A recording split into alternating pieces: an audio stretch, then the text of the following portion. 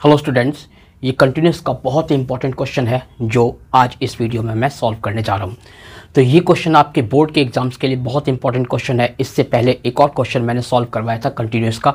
अगर आपने उस क्वेश्चन को नहीं देखा है तो उस क्वेश्चन को भी प्लीज़ देखिए, समझिए और उसकी प्रैक्टिस कीजिए, क्योंकि जितने भी क्वेश्चन मैं सॉल्व कराऊँगा इस प्लेलिस्ट में वो सारे आपके बोर्ड के एग्ज़ाम्स के लिए बहुत इंपॉर्टेंट होंगे।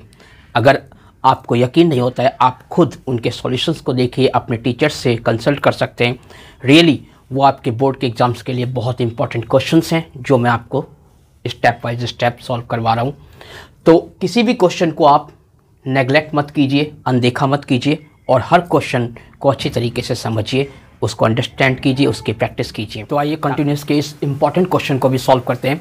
यहाँ पे ये जो फंक्शन हमको गिवन है इसको हम राइट हैंड लिमिट के रूप में सॉल्व करेंगे और हमको f(x) की वैल्यू गिवन है एट x इक्वल टू 0 पे, वो कितनी है 1/2। इस क्वेश्चन में हमको a² की वैल्यू फाइंड करनी है। तो आइए स्टेप बाय स्टेप इसको सॉल्व करते हैं और समझने की कोशिश करते हैं कि कैसे हम a² की वैल्यू तक पहुँचेंगे। तो आप सबसे पहले लिखेंगे right hand limit at x equal to 0 इस तरीके से, equal to limit x tends to 0 positive f(x), limit f(x) as x tends to 0 positive. इसको आप x की जगह 0 प्लस h पुट करेंगे और ये h टेंड्स टू 0 पॉजिटिव हो जाएगा। आप लिखेंगे limit f 0 plus h as h tends to 0 positive. आगे के स्टेप में बिकॉज 0 प्लस h ही होता है तो you can write limit f(h) as h tends to 0 positive. Now in place of x you can write h. So आपका जो function होगा वो होगा 1 minus cos ah upon h sine h। इस तरीके से आप लिमिट को लिख सकते हैं। तो आप लिखेंगे limit h tends to 0 positive 1 minus cos ah upon h sine h। इस तरीके से आपने लिख दिया। अब नेक्स्ट स्टेप हम इधर सॉल्व करते हैं, equal to limit h tends to 0 positive. अब देखिए 1 माइनस आगे क्या है कॉस ah। ये ah को अगर आप थीटा मान लें तो आपके पास है कॉस थीटा। अब कॉस थीटा किसके इक्वल होता है? आप 11th क्लास की आइडेंटिटी को यूज़ कीजिए कॉस 2 थीटा वाली। तो कॉस 2 थीटा आपका इक्वल था 2 कॉस स्क्वायर थीटा माइनस 1 के। लेकिन आपको तो कॉस थीटा चाहिए, तो यहाँ जो एंगल थीटा बनाने के लिए इस एंगल को 2 से डिवाइड कर दीजिए, तो ये एंगल भी 2 से डिवाइड हो जाएगा। तो 2 कट गया, कॉस थीटा आपके पास आ गया cos theta equal to 2 cos square theta by 2 minus 1। तो इसी तरीके से कॉस ah क्या बन जाएगा? कॉस ah बन जाएगा, जहाँ पे थीटा है वहाँ पे ah। तो आप लिखेंगे 2 कॉस स्क्वायर थीटा की जगह क्या आ जाएगा ah अपॉन 2 और माइनस 1।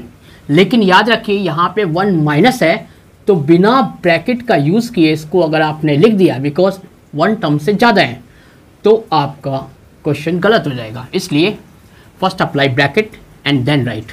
ओके, अब अपॉन में क्या था आपका? अपॉन में है h साइन h, तो इसे भी आप नोट डाउन कर लीजिए h साइन h को, और इस तरीके से कर्ली ब्रैकेट लगा के आगे के स्टेप को करते हैं। थोड़ा सा ये एक्स्ट्रा चीज़ें रिमूव कर देता हूँ मैं।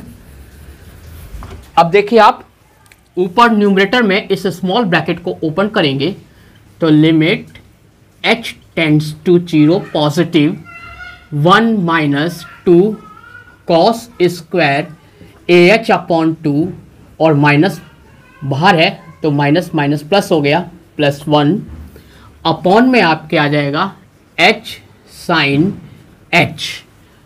फिर ये आप कर्ली ब्रैकेट लगा रहे हैं तो लगा दीजिए, ये थोड़ा देखने में अच्छा लगे इस तरीके से।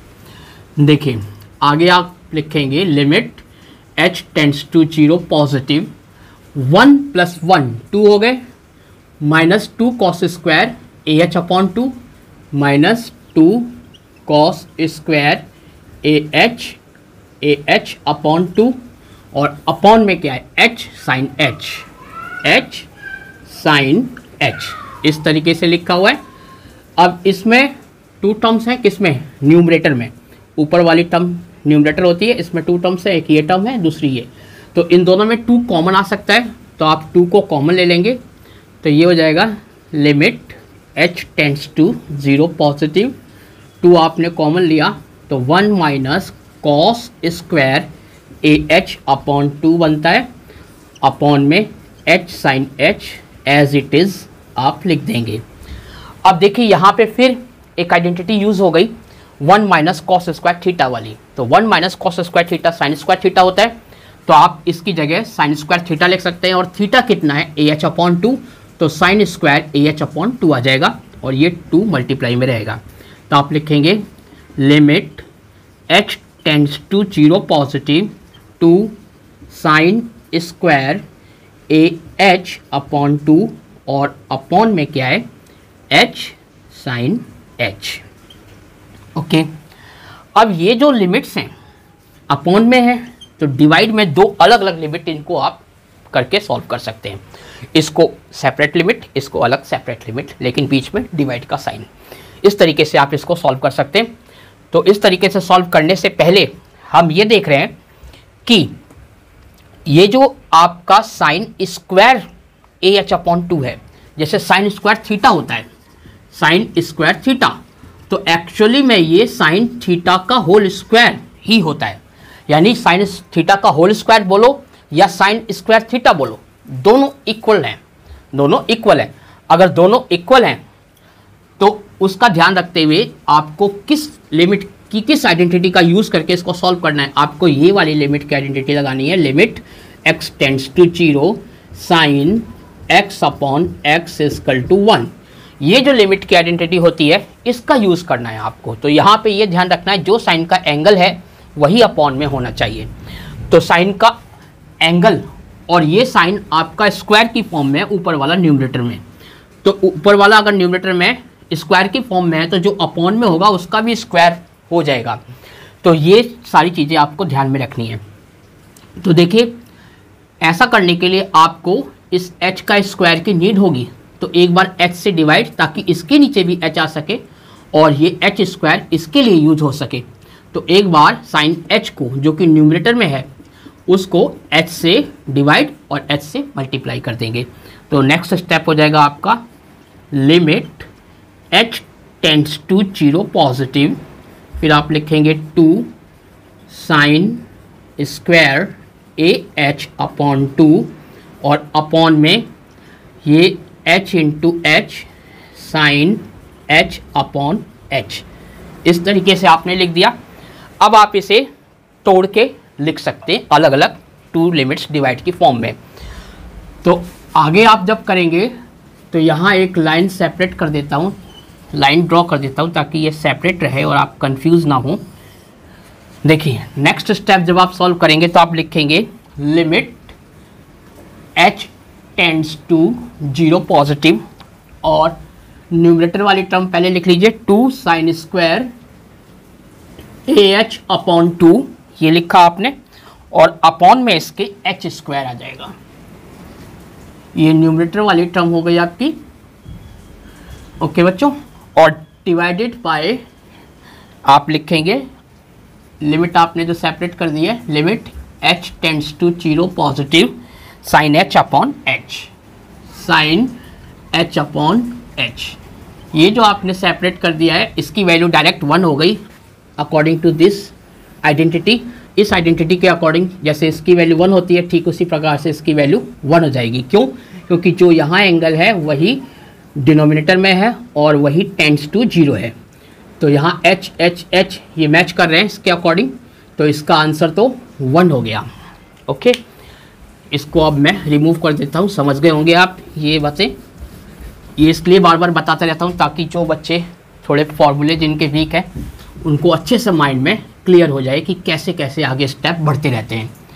तो देखिए अभी हम जो एंगल यहाँ पे साइन का दिख रहा है वो यहाँ हम डिनोमिनेटर में गेट नहीं कर पाए, तो इसको आगे सॉल्व करना है आपको। ये जो टू कांस्टेंट है इसको आप बाहर लिख सकते हैं, two limit h tends to 0 positive, ऐसे आपने लिखा। फिर आपने क्या किया, साइन स्क्वायर, मैंने बताया था अभी आपको साइन स्क्वायर थीटा है तो आप उसको साइन थीटा का होल स्क्वायर लिख सकते हैं, तो ये स्क्वायर आपने यहाँ लगा दिया। ओके, यहाँ लगाने से h का स्क्वायर, ये h पे भी स्क्वायर माना जाएगा तो खाली आपका अपॉन में h बचेगा। तो यहाँ आप क्या लिखेंगे, साइन स्क्वायर तो यहाँ है ही, तो ये स्क्वायर साइन पे भी आ रहा है तो यहाँ लगाने की जरूरत नहीं है, साइन AH अपॉन 2, ये हो गया। अब इसका एंगल AH अपॉन 2 है तो ये भी AH अपॉन 2 होना चाहिए, तो इससे आप AH अपॉन 2 कर दिए।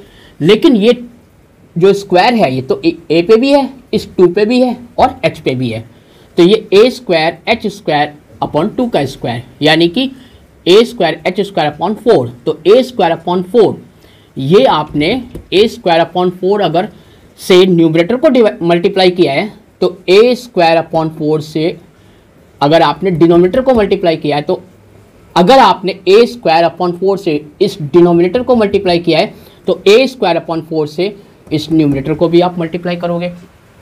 ओके, लेकिन जब आप इसको मल्टीप्लाई करोगे तो स्क्वायर के बाहर करो, अंदर अगर आप लिखते हो तो A अपॉन 2 लिखोगे खाली, क्योंकि ये स्क्वायर इस पे आ जाएगा। तो हम बाहर ही लिख देते हैं डायरेक्ट, ये हो गया 2 limit h tends to 0 positive, और ये बन गया A स्क्वायर अपॉन 4 ऊपर, ठीक है। इसके साथ आपने लिखा साइन AH अपॉन 2 अपॉन में AH अपॉन 2 इस तरीके से, और इसका स्क्वायर है। फिर ये चीज़ आप इसके साथ मल्टीप्लाई कर देंगे बाहर ही बाहर, 2 मल्टीप्लाई A स्क्वायर अपॉन 4, और फिर इस लिमिट को आप एक साथ ब्रैकेट में ले लीजिए, ये हो जाएगा लिमिट। अब देखिए अगर लिमिट h टेंड्स टू 0 है, अगर h टेंड्स टू 0 है तो AH अपॉन 2 टेंड्स टू भी 0 होगी, तो आप इसको लिख सकते हैं limit limit AH upon 2 tends to 0 positive, और फिर ये लिख दोगे आप sine AH upon 2 upon AH upon 2 और इसका होल स्क्वायर। अब यहाँ पे आपने सोचा कि डिवाइड के बाद जो ये लिमिट थी इसके आगे मैंने क्यों नहीं लिखा, इसके आगे इसने नहीं लिखा क्योंकि डिवाइड के बाद जो ये चीज़ है ये 1 हो गई। चलिए लिख देता हूँ, अब लिख देता हूँ, तो ये 1 हो गई, तो यहाँ आप 1 लिख सकते हैं, और बिकॉज डिवाइडेड बाय 1 है तो उसे आप आगे लिखने की जरूरत नहीं है, क्योंकि जो जिससे भी वो डिवाइड हो, जिसको भी ये 1 डिवाइड कर रहा है वही आंसर रहेगा। तो 1 इस न्यूमरेटर को डिवाइड कर रहा है तो न्यूमरेटर में जो आंसर आएगा वही आंसर हमारी राइट हैंड लिमिट की होगी। तो इस राइट हैंड लिमिट को आगे सॉल्व करते हैं। आगे सॉल्व करोगे तो 2 से 4 कटा, 2 1 जार 2, 2 2 जार 4, तो A स्क्वायर अपॉन 2 आपको गेट हो गया, A स्क्वायर अपॉन 2, और ये पूरा आइडेंटिटी के अकॉर्डिंग 1 बन जाता है, तो आपका आंसर क्या आ जाता है, A स्क्वायर अपॉन 2। इस तरीके से आपको राइट हैंड लिमिट का आंसर मिल गया। अब देखिए हमें क्या करना है, A स्क्वायर की वैल्यू फाइंड आउट करनी है, तो आप लिखेंगे because function f is continuous, क्योंकि ये क्या है, कंटिन्यूअस है, therefore right hand limit at x equal to 0 equal to value of fx at x equal to 0, जिसको आप शॉर्ट फॉर्म में f0 लिख सकते हैं। तो right hand limit at x equal to 0 कितनी आई, A स्क्वायर अपॉन 2, और वैल्यू कितनी है 1/2, तो डिनोमिनेटर के 2 2 cancel, that implies A square equal to 1, तो A स्क्वायर का आंसर कितना हो गया, 1 हो गया। ऐसे ही इंपॉर्टेंट क्वेश्चंस मैं आपके लिए लाता रहूँगा हर टॉपिक पे, हर चैप्टर के अकॉर्डिंग। तो प्लीज़ मैथ्स को सब्सक्राइब करना मत भूलिए, और इस वीडियो को अपने अधिक से अधिक दोस्तों में शेयर कीजिए ताकि ये नॉलेज सब तक पहुंच सके।